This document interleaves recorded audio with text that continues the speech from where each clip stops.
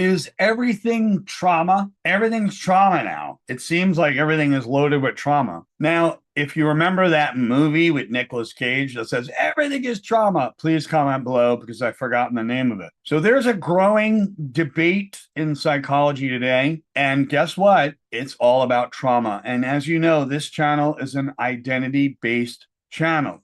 So we're going to be addressing it from a different angle. So the concept of trauma has become too broad. On one side, the expanding definition has allowed people to understand what they've went through historically, how they've been minimized, the pain they felt, the traumas they carried, all of the things that have happened. They start to recognize those experiences that were once minimized in history. And now they're being taken more seriously. Now that's helped a lot of people finally put language to what has actually been experienced throughout their whole life. But there's another growing major concern that's emerging. It's bubbling to the surface like bubbles on a can of soda. It's getting big. If every painful experience becomes trauma, the word starts to lose its very meaning. Not all pain is trauma. Let's get that clear.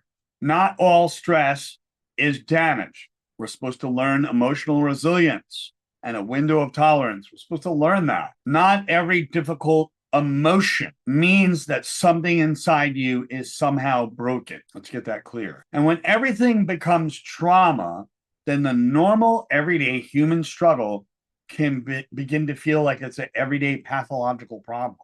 The internet does a good job of educating, but also to the point of loading people up with a lot of misinformation. Having a background in cyber psychology, you realize that labels happen before judgment. And with every hashtag and with every label that we put on things, that impacts our very meaning and perception of our reality. That's where it gets unique. So there's also another effect that people rarely talk about here, is that words can become identities.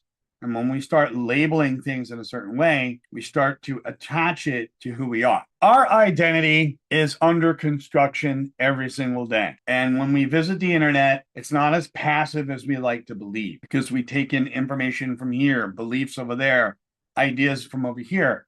And we take that stuff and we stick it to ourselves. We stick it to our identity. You become what you absorb. And that is something I say on this channel quite a bit. So the identities that get formed come from these labels. People start throwing these labels around. And that being said, these identities become formed and then they become weapons and social shields. So when those identities become weapons, terms like trauma, triggered, and narcissist, they're becoming common everyday language online. And sometimes it helps people understand their patterns and where they are, but sometimes it turns the complex human journey into a permanent label. And in order to judge anything, we have to label it, and we have to have an understanding of that label and understand in cyber psychology, labels spread like wildfire. So what happens? A disagreement becomes, you traumatized me. A selfish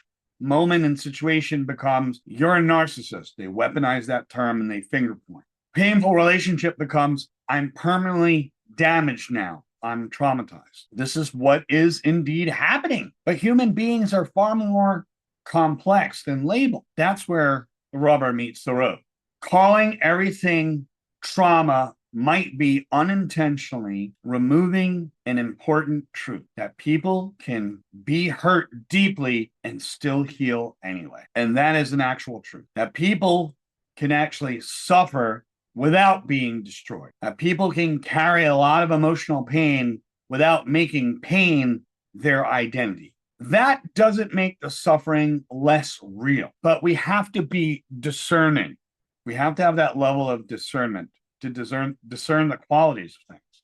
That's where it becomes valuable. So it simply gives suffering different names, because every wound deserves compassion, but not every wound is indeed the same wound. That's what's important. When I talk about it in this way, we can look at it in a variety of different angles. And I'm going to bring out different levels, and it's going to act like loose fitting clothes to help people understand. It's going to be put out like a thermometer in the way that the medical field puts out a thermometer in relationship to how pain is actually measured. And that's where it gets really important. So let's start with level 0, normal human everyday frustration, not trauma, frustration. You work hard, you don't receive the promotion like you expected it, you get angry, there's a lot of doubt in your mind. So for weeks, you start to question yourself. And guess what? Over time, you start to adapt a little bit. You work through it. It hurts. You move past it. But that pain alone is not trauma. So normal human frustration is not trauma. That's level 0. Level 1 is adversity and emotional injury. Growing up repeatedly criticized, dismissed, emotionally unsupported, people pleasing, fear of failure, harsh inner self-talk, that can have an impact on your relationships as well as your identity. And that deserves compassion. But emotional injury is not automatically trauma. This is considered adversity at best. Now let's look at level 2. Level 2 is trauma: a severe accident, abuse, violence, profound neglect, memories that replay in your brain, and an experience that overwhelms you so bad because of it being violent or abusive or an accident. It overwhelms your mind so much that you have the inability to cope, and it's now embedded into the nervous system. So now changes the dynamic because your sense of safety changed because your nervous system changed. So the body and the mind continue to respond as if the danger is still actually present. This is where phobias come in, PTSD comes in. So everything changes. Now, this is more than pain at this point. This is overwhelm at best. And this is trauma because of all of those things overwhelming you. Level 3 is literally trauma disorder and PTSD territory. It's going a step further. I'm taking it up a notch, if you will. You can think of this as mild versus heavy. Level 3 is trauma disorder, PTSD territory. Months after surviving severe traumatic experiences, the event is still present and you're still having visions in your mind and they're replaying in your head.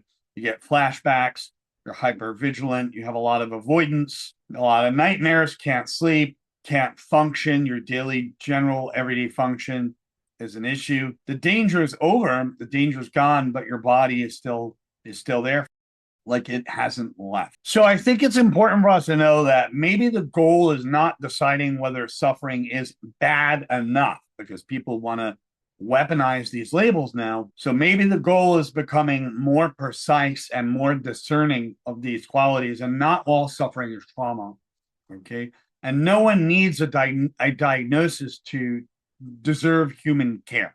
No one needs a diagnosis to deserve understanding or healing, for that matter. People have been dismissing pain and turning every pain into a pathological road towards a label that goes on. So I wanted to be that person to unpack this and get people to discern the level of quality in things. So that's all I'm going to say. Have a great day. Mario Leone, Voices of Victory. Catch you on the next episode. Take care.